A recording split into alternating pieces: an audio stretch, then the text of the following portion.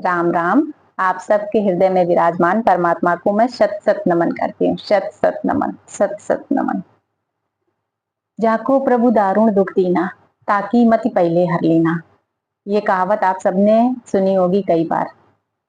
देखिए, जिसकी किस्मत में हजारों दुख लिखे होते हैं उसकी मति सबसे पहले भ्रष्ट हो जाती है।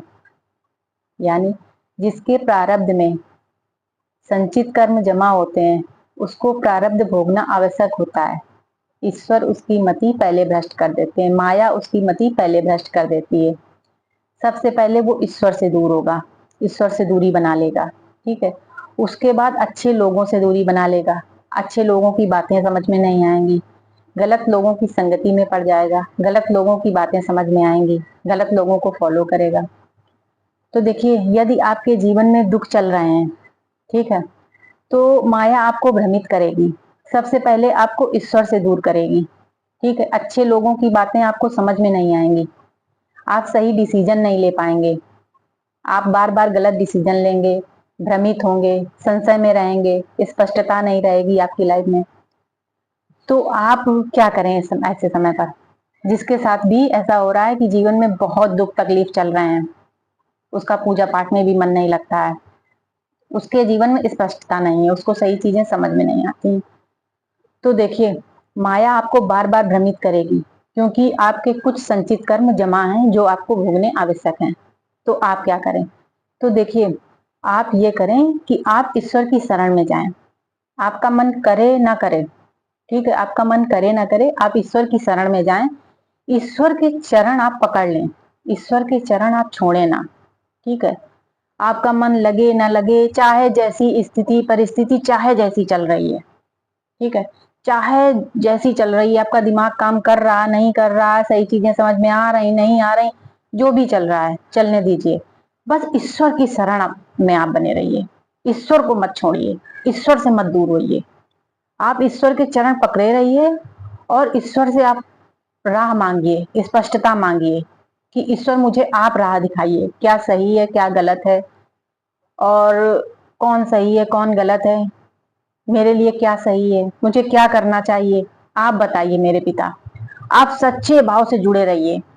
आपका मन नहीं लग रहा है, विश्वास नहीं हो रहा है, कुछ भी है, आप ईश्वर की शरण में बने रहिए। क्योंकि देखिए, माया आपको बार बार भ्रमित करेगी, बार बार भ्रमित करेगी, आपको ईश्वर से दूर करेगी, अच्छे लोगों से दूर करेगी। लेकिन आप ईश्वर के नजदीक रहिए, क्योंकि देखिए, माया जानती है कि आप ईश्वर के पास जाएंगे। माया ईश्वर की सच्ची बच्ची है, ये समझ लीजिए। ठीक है, उसको पता है कि आपके प्रारब्ध आपको भोगने आवश्यक हैं, और आप अगर ईश्वर के पास पहुंच गए, प्रभु के पास पहुंच गए, सच्चे भाव से जुड़ गए, तो आपके प्रारब्ध समाप्त होने लगेंगे। तो माया आपको जल्दी पहुंचने नहीं देती है, ठीक है, ताकि आप अपने प्रारब्ध को भोगें। तो आप ईश्वर के नजदीक जाइए, ईश्वर के पास बने रहिए, ईश्वर से प्रार्थना करिए, सच्चे भाव से जुड़े रहिए, क्योंकि माया जल्दी ईश्वर के पास जाने नहीं देती है। क्योंकि आप ईश्वर की शरण में चले गए तो आपके जीवन में स्पष्टता आने लगेगी, आप पुरुषार्थ करने लगेंगे, आप पुण्य जमा करने लगेंगे। जैसे ही आप पुरुषार्थ करने लगेंगे, पुण्य जमा करने लगेंगे, आपके प्रारब्ध की पावर कम होने लगेगी, संचित कर्म समाप्त होने लगेंगे। तो इसलिए आप प्रभु की शरण में बने रहिए, मन लगे न लगे, जैसी भी स्थिति परिस्थिति है, बस ईश्वर को आप मत छोड़िए। हर समय नाम जप करते रहिए, सच्चे भाव से ईश्वर के साथ जुड़े रहिए, और कोशिश यही करिए, आपके जीवन में स्पष्टता नहीं है तब भी कोशिश यही करिए आपसे कुछ गलतियां ना हो। आप बस ईश्वर से मार्गदर्शन मांगते रहिए, जुड़े रहिए, जुड़े रहिए। ठीक है, तब आपके जीवन के रास्ते खुलने लगेंगे, आपको सही चीजें नजर आने लगेंगी, ईश्वर आपको अपना लेंगे, माया आपसे दूर हो जाएगी। माया मतलब अंधकार, अज्ञानता, भ्रम।